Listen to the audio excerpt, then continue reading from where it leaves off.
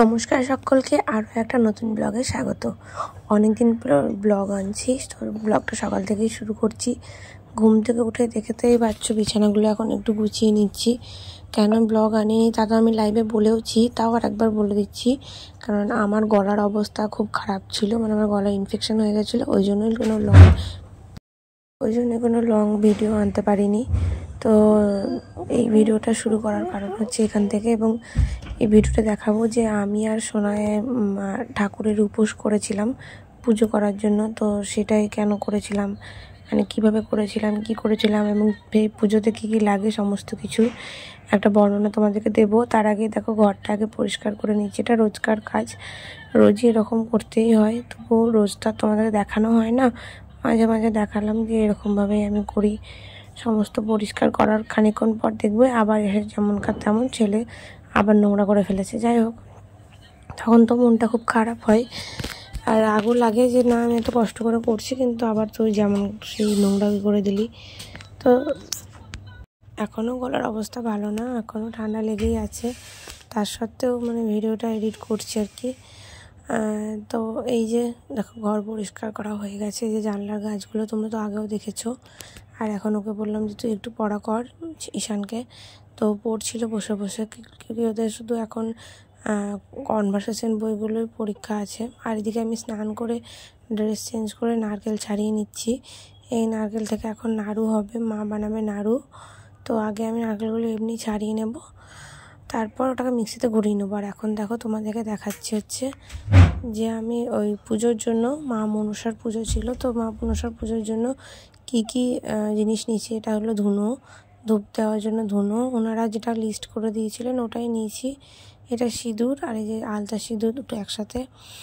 আর নিয়েছি হচ্ছে এই যে লাল শালু বলে, তেল, ধূপকাঠি, মোমবাতি, ধূপ, কর্পূর, তারপরে লাল সিঁদুর, তারপরে 5টা প্রদীপ, ঘি, মধু, তেল আর কাপড়, আর একটা শাড়িও নিতে বলেছিলেন ওরা, গামছা। তারপর আচ্ছা আরও অনেক কিছু ছিল। আর এখানে ছিল 1 ছড়া কলা, মানে 16টা কলা, আরও অনেক কিছুই ছিল। 5 রকমের ফল নিতে বলেছিলেন ওনারা, তো 5টা ফল আমি এখানে ভরে নিচ্ছি, গুছিয়ে একসাথে একটা ব্যাগে সমস্ত কিছু আমি রেডি করে রেখে দিচ্ছি। আর এখানে নিয়েছিলাম কলা, আর দেখো আমি হেয়ার কাট করেছি, সেটাই তোমাদেরকে দেখাচ্ছিলাম। আর এটা জানো তো একটা বিশ্বকর্মা পুজো ছিল বাড়ির পাশেই, তো ওখানে থেকেই প্রসাদটা দেওয়া হয়েছে। আমি ভাবলাম যে এটার মধ্যে আবার কি দেওয়া আছে, তখন দেখছি খুলে একটা লাড্ডু দেওয়া আছে, এবং লাড্ডুটার সাইজ দেখেছো কি বড় সাইজ, আমার হাতের 1 হাত সমান হয়ে গেছে একটা লাড্ডু। আমি এত বড় লাড্ডু দেখেছি কিন্তু খাওয়া হয়নি, তাই প্রথম খেলাম। আর এদিকে দেখো বিকেলবেলা আমি আর আমার হাজবেন্ড গিয়েছিলাম একটু মার্কেট থেকে এই পদ্ম ফুল কিনে নিয়ে এসে এখন মালা গাঁথছি আমি নিজের হাতে। এই দিন পদ্ম ফুলের দাম প্রচুর পরিমাণে নিচ্ছিল, কেননা পদ্মাবতীর পুজো, তো পদ্ম ফুলের দাম তো একটু বেশি নিবেই। এই দেখে দেখো পদ্ম ফুলের মালাটা গাঁথা হয়ে গেছে, একটু ছোটো হয়ে গেছিলো।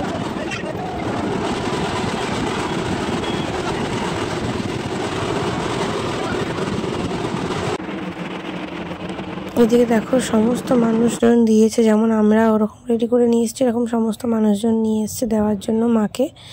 আর এখানে মায়ের মুখটা দেখেই নিলে এখন চলছে ডন্ডি কাটা, সবাই ডন্ডি কেটে কেটে আসছে মায়ের কাছে, যাদের মানত থাকে তারাই এই ডন্ডি কাটে। আর এখন আমরা রাত্রেবেলা 10টা বাজছে, আমি যাচ্ছি আমার বাবা মার বাড়িতে, কারণ ঈশানকে রাত্রেবেলা মাদের বাড়িতে রাখতে হবে। আমরা যাব যখন পুজো করতে, তখন সেটা অনেক রাত। আর দেখো এখানে মাদের বাড়ি এসে আমি আলতা পরে নিয়েছি, আর শাড়িও এদিকে পরে নিয়েছি, সেটাই তোমাদের দেখাচ্ছিলাম যে আলতা পরে হাতটা কি ভালো লাগছে, তাই না? এদিকে এখন আমি শাড়ি পরে নিয়েছি, কারণ এখন বাজছে প্রায় রাত্রি 12টা। আর আমাদের বলা হয়েছিল 12টা থেকে পুজো আরম্ভ হবে, অঞ্জলি হতে হতে 2:30-3টা বেজে যাবে।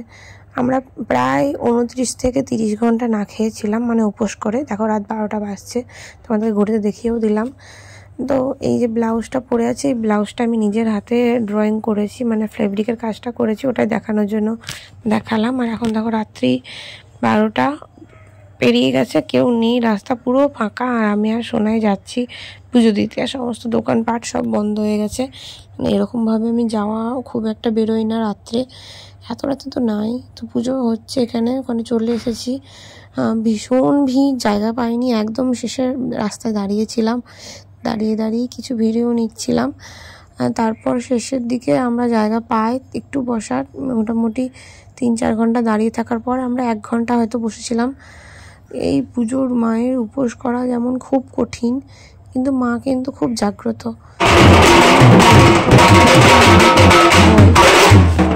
মন থেকে যখন সায় দেয় তখন সেটা করা উচিত, তাই আমি শুধু মাকে বিশ্বাস করি। আমি মনে করি মা চাইলে সব হয়। এখানে দেখো বর উঠেছিল, তো ওই যে বরের নাচ করছিল, আমি অতটা এই জিনিসটা মানে কি বলবো আমি বুঝতে পারি না ঠিকঠাক, কিন্তু আমার ওই মাকেই ভক্তি, আমি মায়ের দিকেই তাকিয়েছিলাম, মায়েরই ভিডিও নিচ্ছিলাম। আর এখানে খুব ঢাকের আওয়াজ,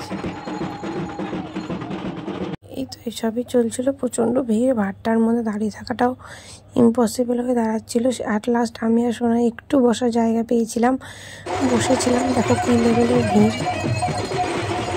তো যাই হোক, আমি মাকে খুব ভক্তি করি মন থেকে, আর আমার হাজবেন্ডও প্রচণ্ড ভক্তি করে মাকে, তো সে কারণে আরও বেশি উপোসটা করা। যখন রাত্রি প্রায় 3টে, তখন আমাদের অঞ্জলিও হয়নি, তখন আর আমার থাকতে ইচ্ছে করছিল না, মানে আরতি শুরু হওয়ার পর তখন মনটা একটু শান্ত হলো যে না। তো যাই হোক, ফোন চলে আসার জন্য ভিডিও এডিট করতে করতে একটু প্রবলেম হয়ে গেছিলো। আর এই যে আমরা এখন বসে আছি, এটাই, মা সবাইকে ভালো রাখুক, এটাই চাই। দেখা হবে পরে।